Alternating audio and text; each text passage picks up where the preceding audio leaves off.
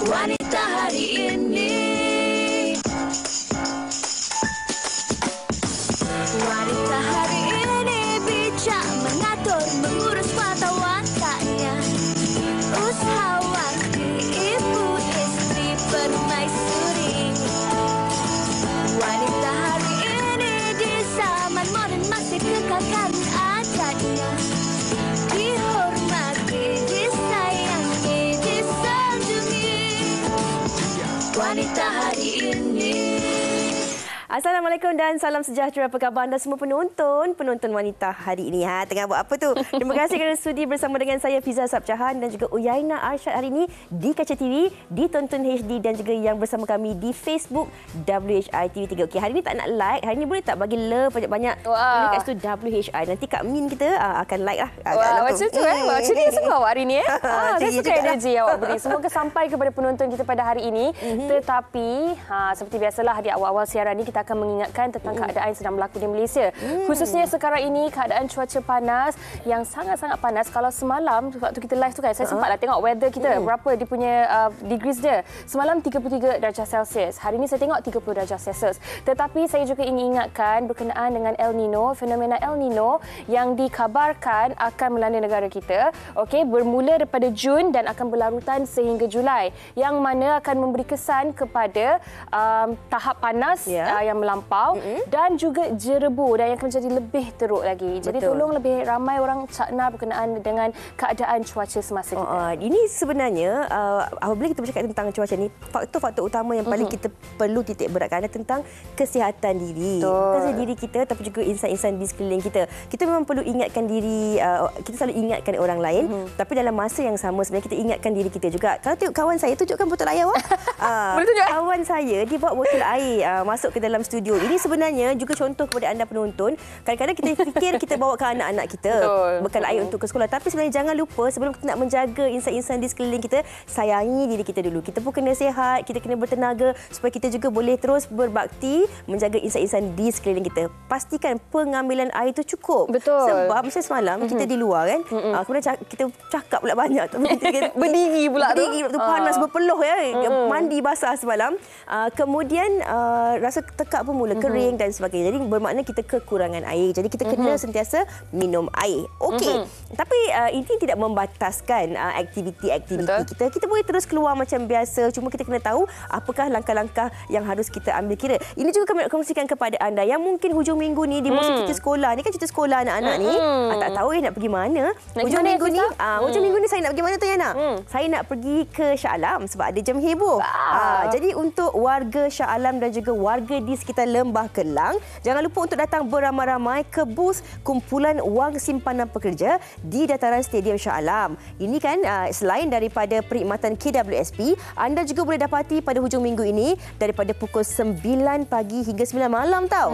Dan anda juga berpeluang untuk menyertai aktiviti-aktiviti menarik yang akan disediakan seperti yang nak tahu tak?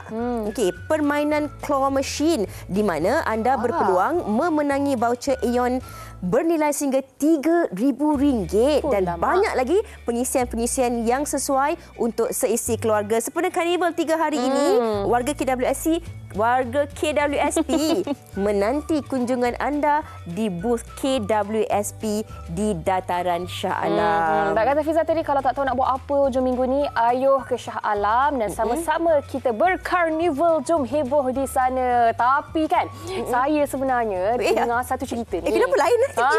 Saya dengar Fiza dah nak kahwin. Iya ke? Alhamdulillah. Bila tu Fiza? Saya rasa hari Jumaat bulan 12 tahun je belum tahu lagi bila. Jadi ini berita sahih ke tidak ni? Itu fitnah lah tu. Fitnah ke? Tapi tak apa, itu fitnah yang bagus, mendoakan. mendoakan. Amin. Okey, tapi kadang-kadang ini kita nak kongsikan sebenarnya kan. Kadang-kadang perkara-perkara yang ataupun berita-berita yang tidak sahih yang mungkin boleh memberi impak kepada kehidupan seseorang. Itu seperti fitnah. Semalam yang nak kongsikan, kita hidup dalam zaman teknologi ni. Kita sentiasa berevolusi dengan teknologi terkini. Tetapi bagaimana kita memanfaatkan dan menggunakan teknologi yang sedia ada ni.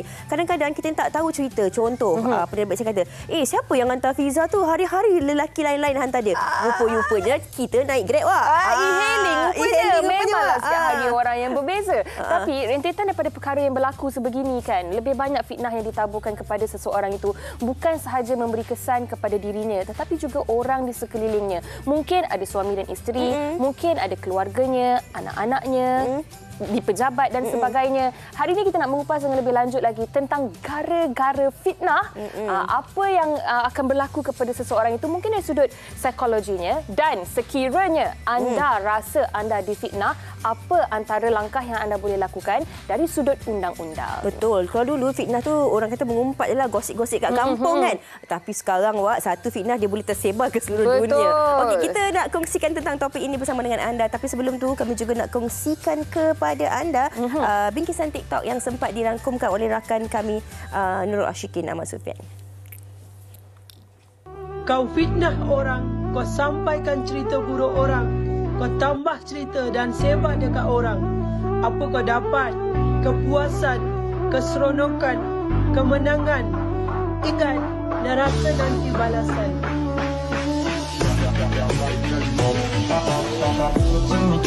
Fitnah rosakkan 3 golongan manusia. Pertama, orang yang mengucapkan. Kedua, orang yang mendengar. Dan yang ketiga, orang yang difitnahkan. Fikir-fikirkanlah.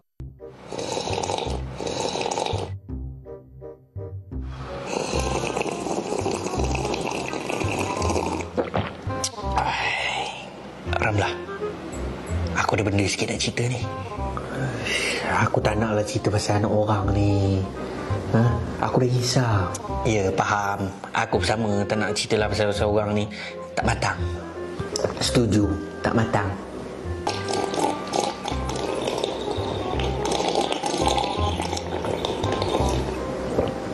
Pasal apa? Anak si Jali. Korang pernah jadi mangsa fitnah tak? Yang fitnah korang tu, kucing korang sendiri. Dekat rumah kita dah bagi dia makan sedap-sedap dah. Ayam rebus, biskut mahal. Tiba-tiba dia pergi rumah jiran buat muka sposil. Muka macam tak makan seminggu. Lepas tu jiran tanya, kesiannya lapar ke? Makku tak pergi makan Dia pun jawab, miau. Macam tu je dia fitnah kita. Alah, risaulah Fiza. Kalau kucing pun boleh fitnah, macam mana ni? Ini kan pula manusia. Manusia macam mana ni? Kita tengok kucing tu.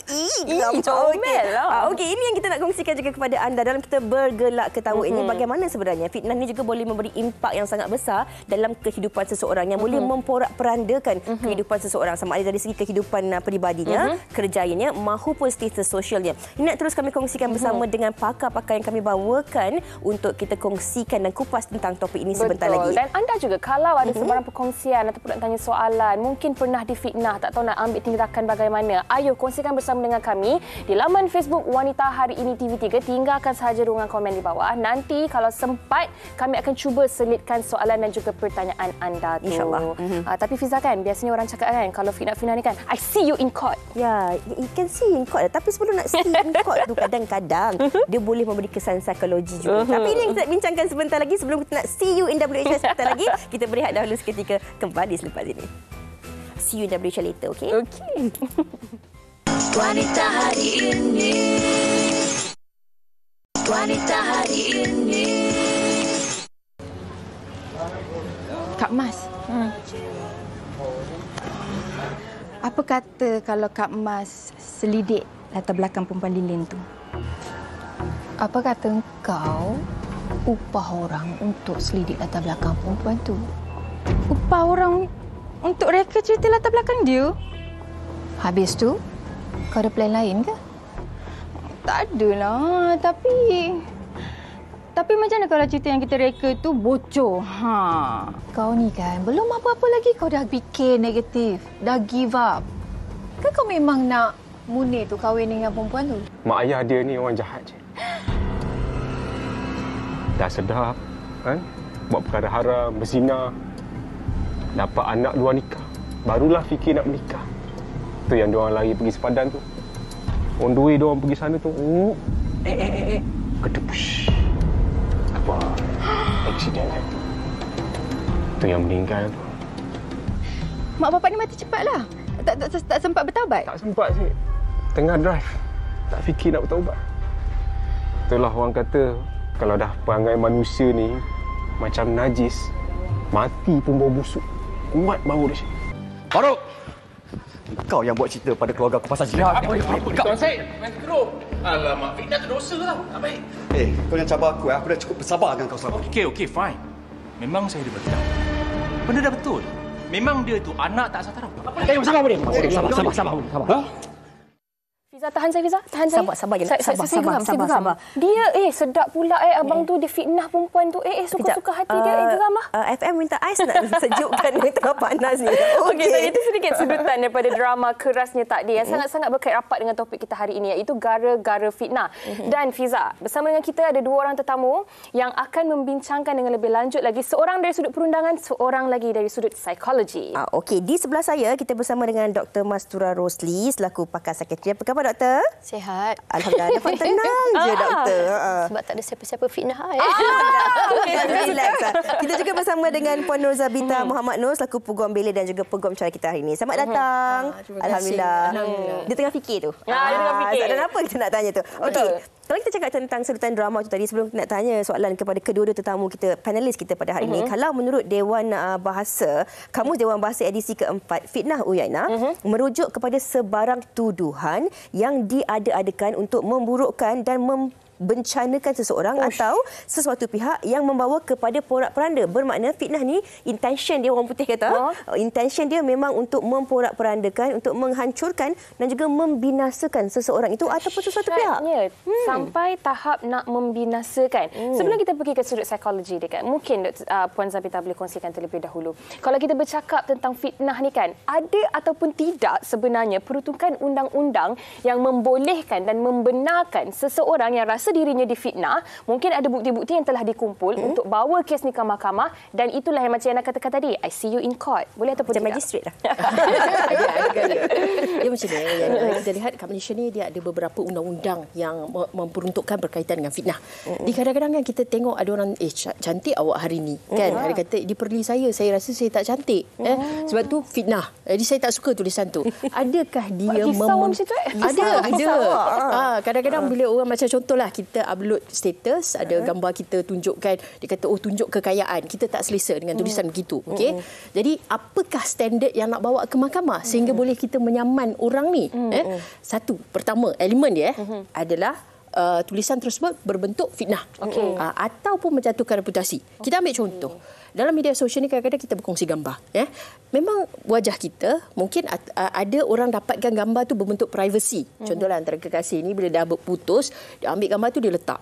Memang muka kita, bukan dia tipu ke apa ke. Lepas tu dia letak perkataan, dia kata jangan percaya perempuan ni, perempuan tak baik. Contoh. Itu menjatuhkan reputasi. Jadi perbuatan tu perkataan fitnah atau menjatuhkan reputasi, rujukan dibuat kepada pelintif, maknanya orang yang menyaman tadi. Ada setengah orang dia berkias. Adalah satu manusia ni, dia ni begini, begitu. Itu berkias. Dia pakai baju pink lagi ni, contoh. Rambutnya panjang-panjang sikit.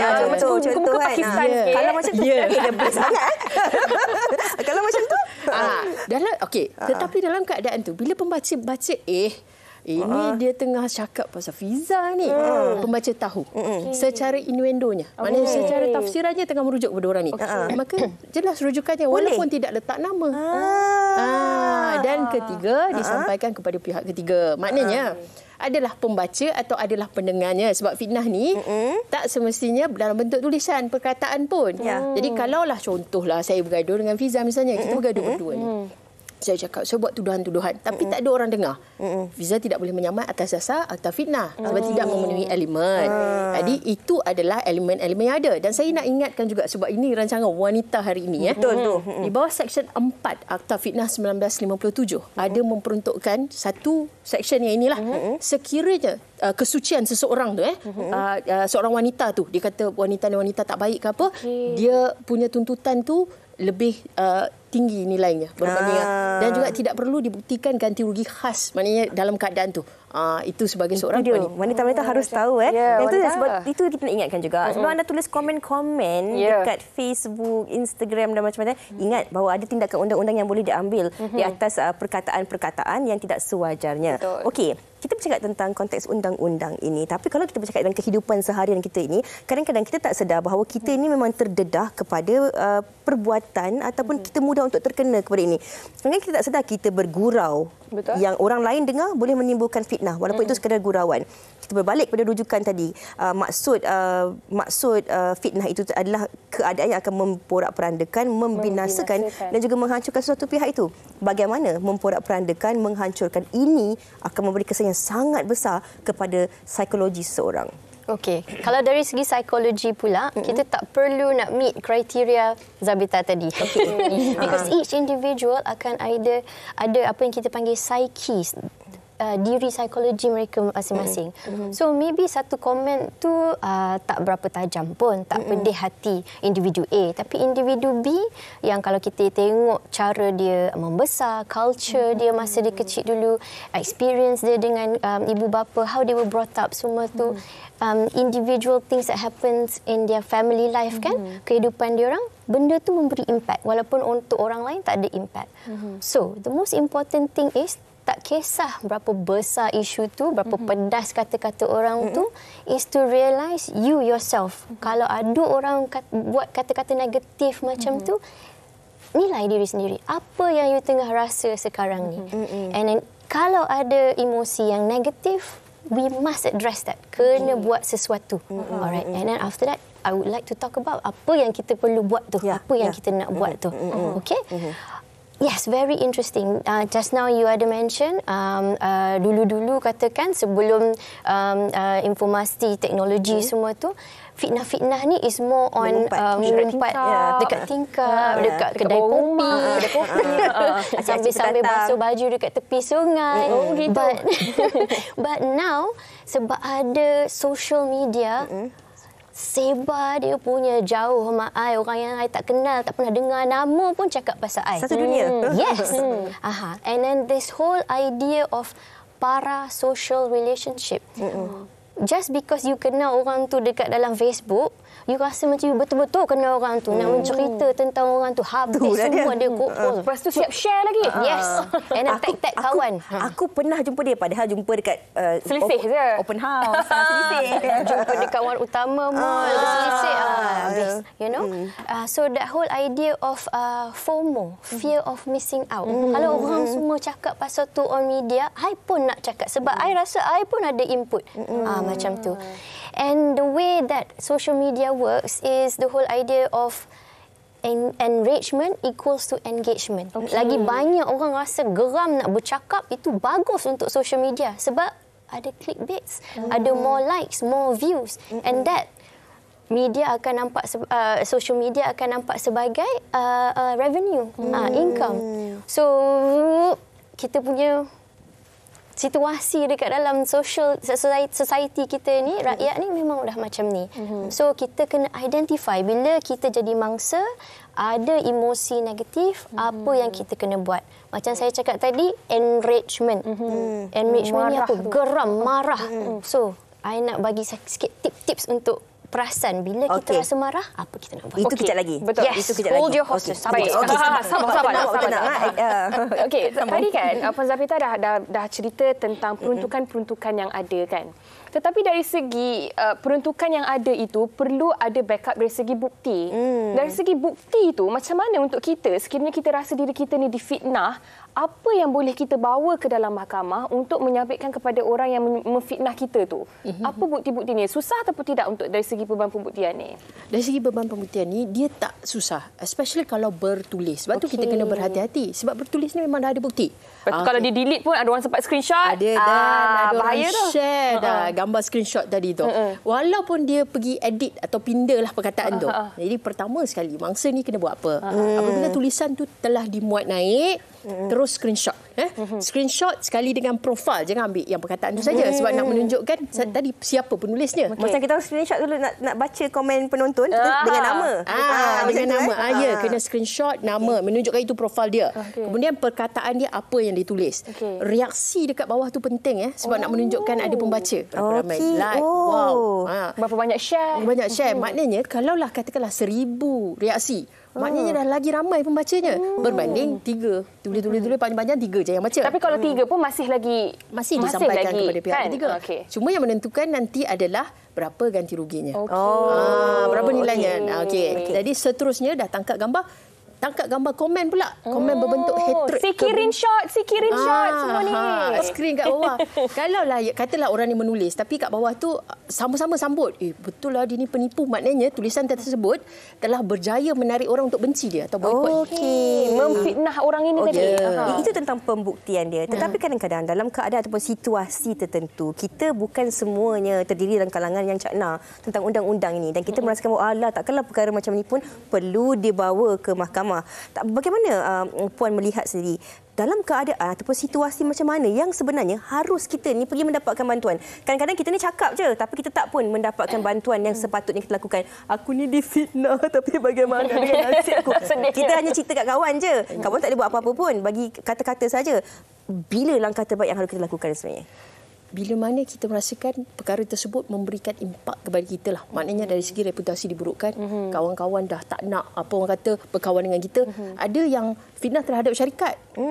Mungkin juga dibawa oleh pesaing, dia tangkap gambar, dia kata tempat ni kotor. Sebenarnya tak ada pun. Jadi dalam keadaan tu tiba-tiba jualan makin lama makin sikit. Makin sikit. Dia dalam keadaan ni kena ambil tindakan. Dan satu lagi, sekiranya ia melangkaui Seksyen 233 Akta Komunikasi dan Multimedia 1998 apabila tulisan tersebut berbentuk sumbang, jelik, lucah dan atau palsu. Jadi dalam keadaan ni itu adalah hak kepada orang yang dimangsakan tadi nak buat laporan polis, nak pergi adukan kepada Suruhanjaya Komunikasi dan Multimedia. Tapi ingat, untuk dua-dua tindakan ini itu tindakan jenayah. Tetapi pada masa yang sama yang reputasi dah dirosakkan ni bagaimana?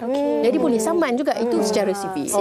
Okey, maknanya memang ada tindakan dan peruntukan dan kita perlu cakna bila yang kita nak ambil tindakan tersebut. Dan sekejap lagi Kak Fiza, mungkin kita nak tanya kepada Dr. Mastura tentang bagaimana seseorang itu yang apabila dirinya difitnah dari segi kesan psikologi yang diterima olehnya, nak pulih daripada perkataan-perkataan yang menghina dirinya, yang telah membinasakan dirinya, bukan perkara yang mudah. Saya ada seorang kawan, nama tak boleh disebut, yang memang berada dalam situasi yang cukup gelap apabila satu kes itu viral dan komen-komen orang yang di bawahnya itu menokok nambah lagi dan sangat-sangat membinasakan reputasinya. Sekejap lagi kita akan bersama Dr. Mastura. Tapi sebelum tu Fiza, kita nak dengar terlebih dahulu pendapat orang ramai tentang topik kita pada hari ini.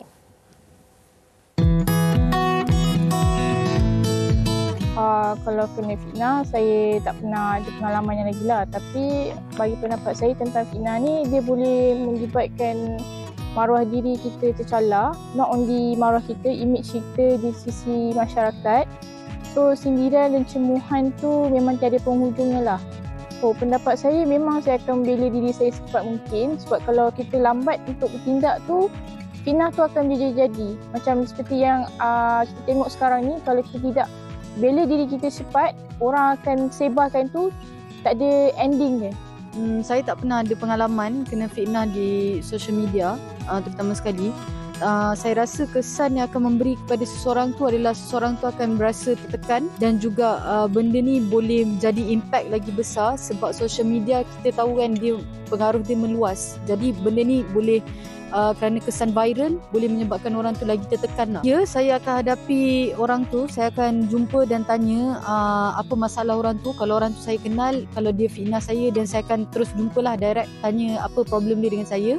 Tapi kalau orang tu tak kenal, saya akan cuba buat saya punya own fact finding. Saya akan try tanya orang sekeliling yang kenal dia.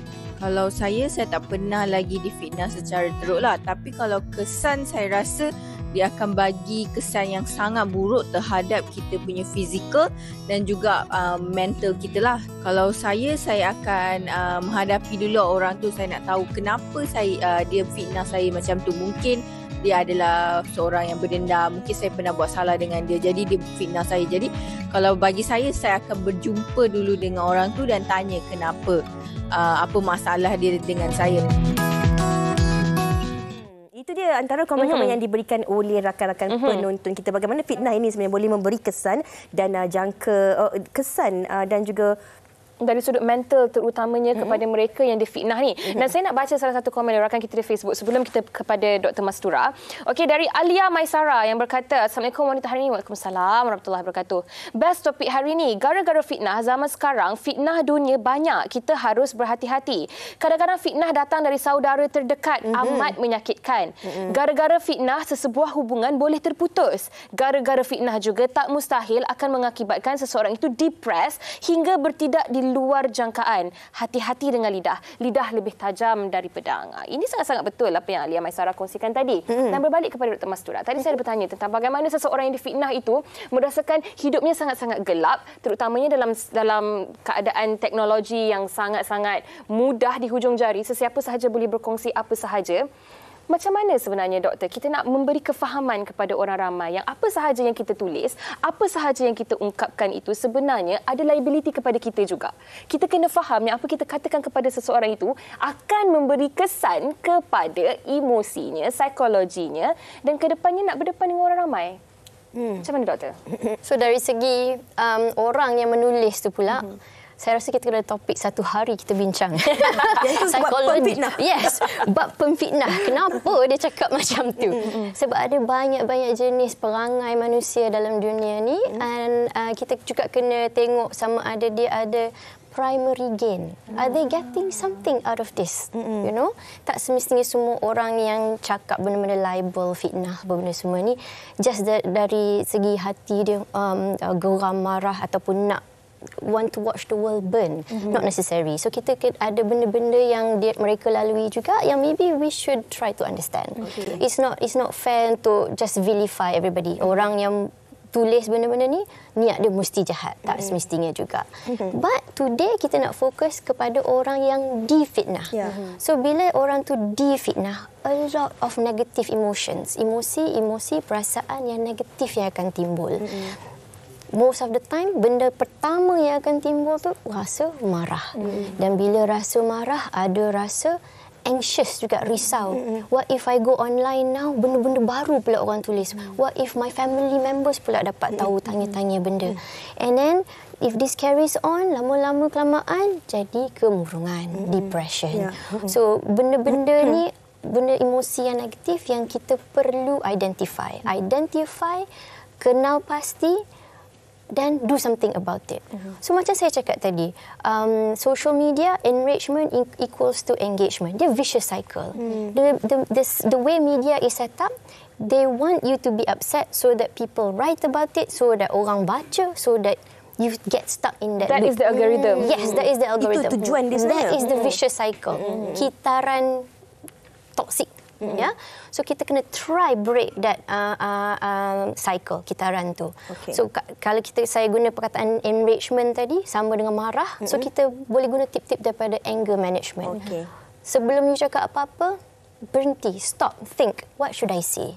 Do I need to say anything? Perlu ke saya cakap apa? Itu yang lebih penting sebenarnya. So kalau kita ikutkan konsep-konsep sunnah pun, you stop, do something else first, take a break. That break tu daripada immediately responding to the messages is very important. It gives you time, beri masa untuk fikir apa yang saya patut buat. Boleh tak saya cool down sikit? Dan cara nak cool down tu banyak cara dia. Relaxation techniques. Ada banyak relaxation techniques yang kita boleh belajar. Deep breathing, meditation, berzikir. Okay? And then bagi mereka yang dah try dah deep breathing semua ni, yoga apa benda semua dah berzikir, tak boleh juga. Ada banyak energy pent up kan, marah kan? Go exercise. Please. I penyokong besar untuk exercise. Kena exercise. Alright? Vent out all the energy tu. You dah tenang. You dah rasa, okay, saya boleh analyse sekarang apa nak buat. Come back to the problem. Think about it, baru you respond. Ini macam dalam rumah tangga pun boleh praktikkan ni. Di mana-mana. Cakap waktu tu. Apa yang Dr. Mastura katakan tadi ada kaitannya dengan apa yang dihantar komen oleh penonton kita. Daripada Qurratu Ain, dia kata, menanggung depression sebab kena fitnah 2 bulan dan membawa ke setahun lebih, menanggung malu besar akibat kena fitnah dari manusia yang tidak bertanggungjawab. Ini sebenarnya point. Orang yang memfitnah tadi tu tujuan dia untuk memporak-perandakan, untuk menghancurkan dan sebagainya. Tadi doktor dah kongsikan tentang apa tips yang kita boleh lakukan. Tetapi kadang-kadang kita harus akur, tak semua orang mampu untuk berfikir secara rasional dalam keadaan-keadaan tertentu. Kadang-kadang kita pun tak tahu siapa kawan kita ni. Kawan-kawan dengar, baca gosip tu. Tapi kawan-kawan kadang-kadang, aku nak tanya ke tak? Kadang-kadang dia tak tanya kat kita, dia tanya kat kawan lain. Yalah, betul lah. Dia begitu. Ini sebenarnya yang memberi kesan yang lebih besar kepada individu yang difitnah ni. Apa peranan orang di sekeliling? Bila kita mendengar, kita membaca perkara, berita yang tidak benar tentang individu yang kita kenali, apa yang perlu kita lakukan? Adakah kita join sama the bandwagon ataupun sebenarnya kita harus membuat sesuatu sebenarnya?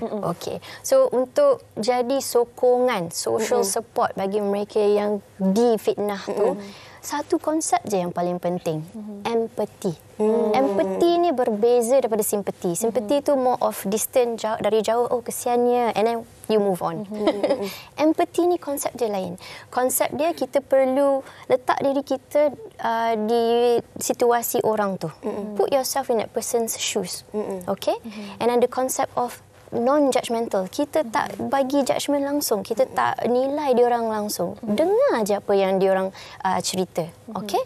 And then the other concept is untuk rasa beritahu validation. Validation ni bukan mengiya-iyakan sahaja. So bila katakan you cerita pada I, I rasa macam malu nak letak tempat kat mana, nak balik kampung susah. Aib. Yes, aib. So the concept of validation tu, yes, I understand why you feel that way. Saya sendiri tak boleh nak bayangkan sebab saya tak pernah lalui, tapi saya faham kalau orang mana-mana lalui apa yang you lalui, Fiza, dia orang pun akan rasa macam tu. Itu konsep dia. Empathy. Yes, empathy. Bukannya kita lagi api-apikan, bukannya kita pun ya betul lah. Agaknya betul lah kan Yana kan? Bukan macam tu Yes. Ingat tu cik orang. Jadi empathy dan juga validation ini dua perkara yang penting untuk orang sekeliling, orang kata membantu mereka yang difitnah. Tapi kan Puan Sabita mungkin boleh kongsikan juga, I ni dah difitnah ni, I dah malu besar dah ni. Tetapi kan mungkin ada dalam setengah orang rasa takut untuk membawa kes ini ke mahkamah. Mungkin takut nak benda tu diperpanjangkan ataupun lebih malu besar lagi, membuka aib yang tak sepatutnya orang lain tahu, tiba-tiba satu dunia pula tahu. Dan mungkin ada orang beranggapan bahawa mahkamah sama dengan mahal. Mahkamah sama dengan duit yang tinggi. Jadi bagaimana mahkamah? dalamnya lah tu. Jadi macam mana Puan Zafita untuk kita memberitahu kepada orang lain yang sebenarnya sekiranya kita bawa kes ini ke mahkamah, mungkin akan menutup lebih ramai lagi orang punya mulut daripada terus memfitnah, dan sebenarnya lebih bagus begini ataupun bagaimana? Supaya orang tak berani nak buat. Sebab tu kena lihat dulu apakah perkataan yang digunakan. Yang pertama, kita tengok kalau macam kelucahan terlampau, dia bukan lagi sivil. Dia telah menjadi jenayah. Jadi macam contohlah misalnya, saya bagi situasi lah senang. Ada satu pasangan ni selalunya waktu bercinta semuanya indah. Dan bila dah putus ni, itu yang macam-macam keluar tu.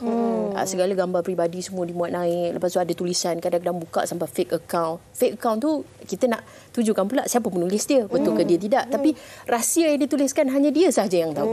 Boleh agak lah tu. Jadi dalam keadaan ni, itu adalah kelucahan terlampau. Di dalam bila kita buat report, contohnya, dia jatuh di bawah Seksyen 233 atau Komunikasi dan Multimedia tadi 1998. Jadi pihak polis akan menyiasat dan menyiasat, dan kalau ada elemen akan didakwa ke mahkamah. Jadi kita sebagai pengadu ni tak perlu keluarkan duit pun sebab laporan polis tak perlu bayar, bawa ke mahkamah pendakwa raya yang bawa. Jadi tak ada apa-apa kos.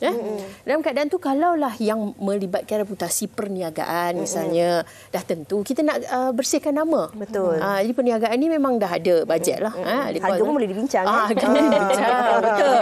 Jadi dalam keadaan tu dengan cara untuk kita stopkan, kita hentikan maka ada hasilnya. Lebih baik. Dan satu lagi saya nak ketepikan stigma orang. Ada orang kata tapi saya bukan selebriti. Dia tulis macam-macam pasal saya kan. Boleh ke saya tuntut dekat mahkamah? Sebenarnya ada kes-kes yang orang awam bukan selebriti, tidak dikenali, ada yang dapat puluhan ribu. Yang contoh kes-kes yang kita kendalikan, isu suami isteri bercerai, isu tak bayar nafkah, kata tuduhan daripada bekas isteri. Dalam keadaan tu mahkamah masih dengar. Walaupun background tu macam contoh latar belakang suami tu tak ada siapa-siapa pun. Masih dengar. Sebab sistem keadilan di Malaysia ini bukan kepada siapa kita, tetapi apabila kita melanggar undang-undang tu sendiri. Kalau undang-undang jenayah, ambil tindakan jenayah. Undang-undang sivil nak bersihkan nama, nak dapatkan ganti rugi, ambil undang-undang sivil. Okey, public figure tak public figure, fitnah tetap fitnah. Kalau anda rasa diri anda difitnah yang boleh merosakkan reputasi kerja, status sosial ataupun memberi kesan terhadap psikologi, jangan tunggu-tunggu lagi, apa lagi, see in court. Okey doktor, sedikit mungkin tips kepada penonton-penonton kita ini secara ringkasnya, bagaimana untuk kita melalui menghadapi keadaan sebegini untuk mengawal kesihatan mental kita. Okey. Anger management tips tadi sangat penting. So take time off daripada social media. Social media holiday sangat penting.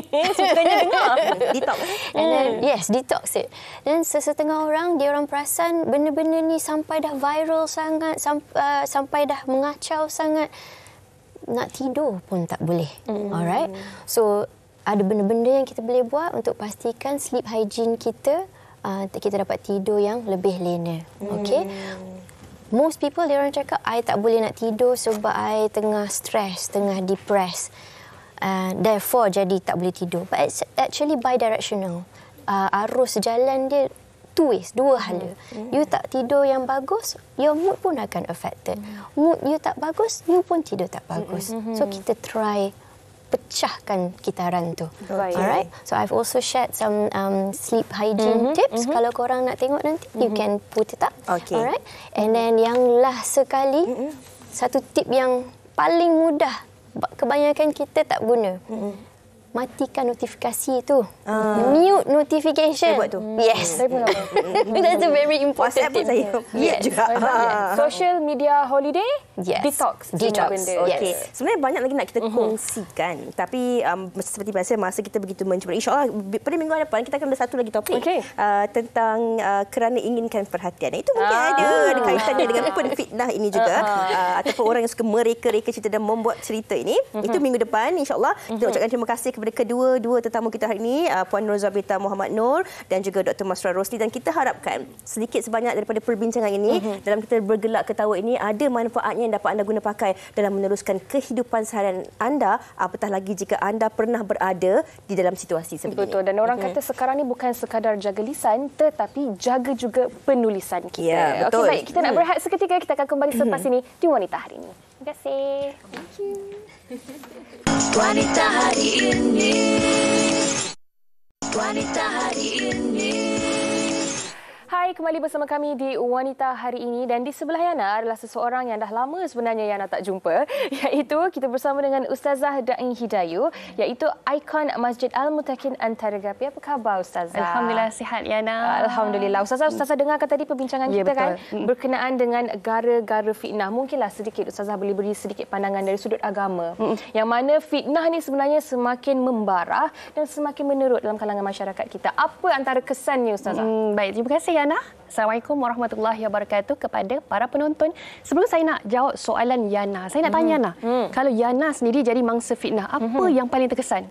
Sedihnya, mestilah emosi. Ya, sebab itu para penonton semuanya yang sedang menyaksikan ketika ini, kalau Yana kata emosi, masya-Allah kesannya banyak dan sangat buruk. Bukan saja emosi, malah mental, psikologi, fizikal pun dalam aspek individu. Maka banyaknya kesan buruk kepada orang yang menjadi mangsa fitnah. Kalau berlaku kepada keluarga, ia akan menjadikan hubungan porak-poranda. Kalau berlaku dalam kalangan masyarakat dan negara, pergaduhan, perbalahan berterusan.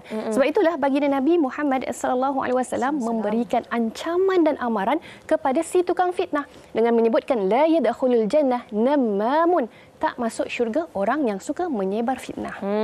Sangat-sangat besar. Ya. Okey, Ustazah, mungkin boleh kongsikan juga macam mana sebenarnya untuk kita mengelak diri kita, untuk menahan diri kita daripada menjadi salah seorang penyebar fitnah. Ya, sebab kita tahu tadi bagaimana ancaman yang sangat berat orang yang menyebar fitnah ini, maka saya nak kongsikan, jom sama-sama kita beramal para penonton, 2 S tips mudah ini. S yang pertama apa dia? Sedar bahawa CCTV Allah sentiasa berfungsi. Allah kan maha memerhati. Allah tahu apa yang kita buat secara zahir, apatah lagi secara tersembunyi. Dan S yang kedua, bila kita kata kita kena tahan diri kita ni jadi orang yang menyebar fitnah adalah dengan sibukkan diri dengan perkara kebaikan. Jadi bila kita sibukkan diri dengan perkara kebaikan, kita akan cari apa saja peluang untuk buat baik, maka tak ada masa nak buat benda-benda buruk ini, insya-Allah. Kalau kita sibuk buat perkara baik, tak ada masa kita nak memfitnah orang. Okey Ustazah, mungkin boleh kongsikan apa antara kebaikan yang boleh kita lakukan? Ya, sebab itu pada hari ini para penonton, jom saya nak mengajak para penonton WHI pada hari ini untuk sama-sama kita sibukkan diri Ana. Sibukkan diri macam mana? Sibukkan diri dengan memberi bantuan manfaat. Caranya mudah, iaitu jom sama-sama kita menyumbang dalam pembangunan Masjid Antaragapi Serendar. Moga-moga dengan sumbangan daripada pihak para penonton, tuan-puan semuanya akan membantu merealisasikan pembangunan Masjid Antaragapi. Kalau para penonton boleh saksikan di kaca TV ketika ini, Masya Allah bagaimana keadaan masjid yang sangat sempit, terhimpit. Para jemaah terpaksa solat dalam keadaan yang tidak selesa. Ada para jemaah yang terpaksa solat di ruang luar daripada ruang solat. Ada para jemaah yang terpaksa solat di dataran, di padang, di jalanan. Para penonton, kalau nak tahu, ruang solat ini hanya dapat menampung sebanyak 500 orang jemaah sahaja dalam satu-satu masa. Sebab itu kita mengharapkan para penonton semuanya dapat membantu dalam merealisasikan pembangunan masjid ini dengan kos sebanyak 16 juta ringgit Malaysia. Para penonton, inilah yang berlaku setiap kali mereka nak melaksanakan solat berjemaah. Tak kiralah solat Jumaat ataupun solat Hari Raya Aidilfitri ataupun Hari Raya Aidil Adha. Maka Masya Allah kita nak moga-moga kita dapat membantu mereka merealisasikan impian mereka solat berjemaah dalam keadaan yang sempurna dan selesa. Amin, insya-Allah. Dan bagaimana caranya untuk membuat sumbangan tu, Ustaz? Ya, dan sebelum tu Yana, bila kita kata sumbangan di kaca TV ketika ini ya, kalau para penonton boleh saksikan, ini adalah 3D lakaran bagaimana Masjid Mutakin Antaragapi yang akan dibina dan akan direalisasikan. Kalau para penonton boleh saksikan, Masya Allah, kita tak nak masjid ini hanya tempat ibadah semata-mata, tetapi kita juga nak jadikan masjid ini mempunyai kemudahan kembali kepada masyarakat dengan fasiliti yang macam-macam, antaranya Dewan Serbaguna, Tadika Islam, kios kedai, rumah musafir dan sebagainya. Masya Allah para penonton. Dan kemudahan ini akhirnya kembali manfaat kepada masyarakat dan ianya pasti memerlukan kos sebanyak 24 juta ringgit anggarannya. Maka ianya tidak akan terlaksana, ianya tidak akan dapat kita tunaikan kalau bukan dengan keprihatinan para penonton ketika ini. Maka jom sama-sama saya mewakili pihak masjid dengan sangat rendah diri dan hati untuk sama-sama mengajak para penonton untuk kita menyumbang, memberi manfaat kerana kegunaannya berkekalan dan sahamnya adalah berpanjangan. Okey, Ustazah, di hujung ini mungkin boleh berikan cara bagaimana untuk kita menyumbang. Ya, jadi para penonton semuanya yang menyaksikan WHI, sekiranya yang sedang menyaksikan ketika ini mungkin 50,000 orang penonton yang menyaksikan dan setiap orang yang dapat menyumbang RM50, insya-Allah saya yakin dengan sangat yakin bahawa pembinaan Masjid Mutakin Antaragapi dapat direalisasikan. Antaranya boleh tonton di kaca TV ketika ini adanya maklumat-maklumat dan QR code untuk para penonton ambil gambar cepat-cepat untuk kita buat sumbangan secara atas talian. Sebab ini adalah apa yang Allah sebutkan dalam Al-Quran, adalah urus niaga dengan Allah yang tidak akan rugi. Kerana apa? Antaranya adalah bila kita infakkan harta ke jalan Allah. Maka para penonton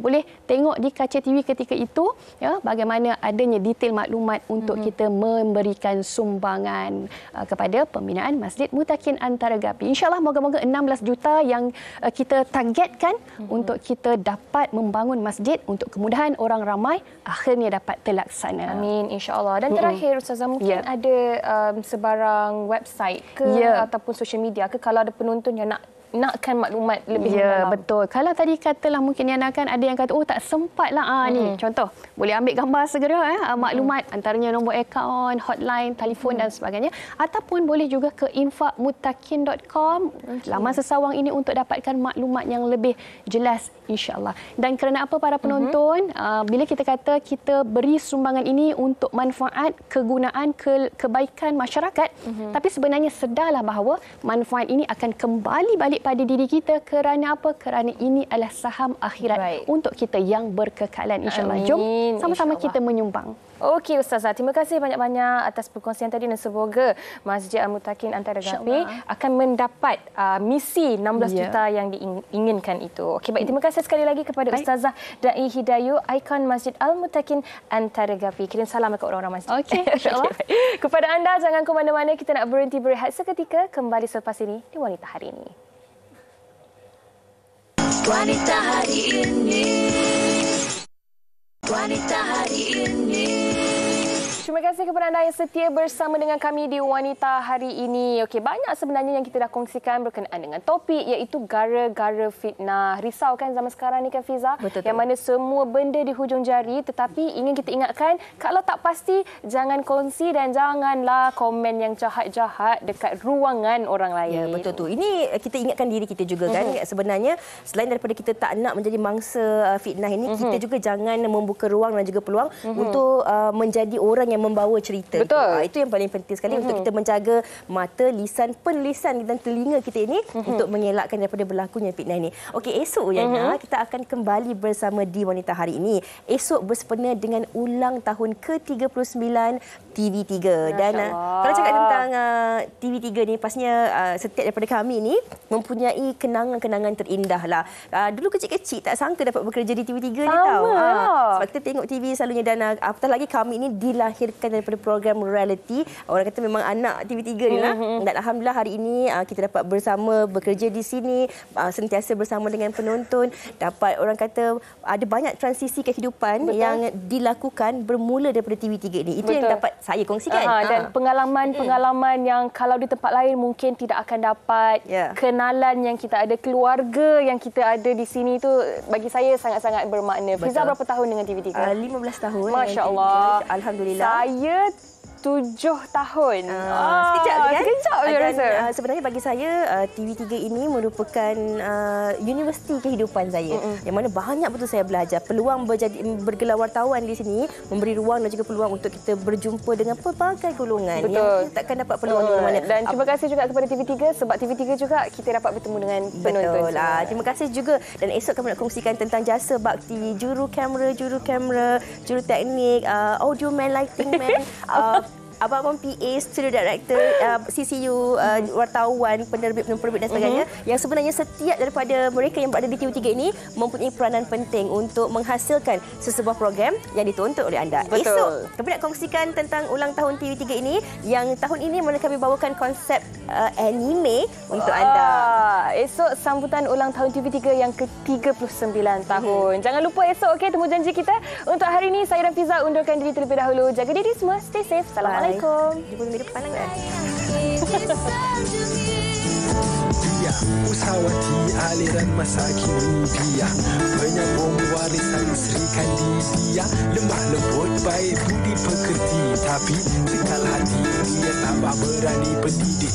Puteri dalam hal jati diri dia, permaisuri kepada si suami, kepada anaknya. Dia ratu di hati, tunggak keluarga, kalau bukan dia siapa lagi. Wanita Hari Ini.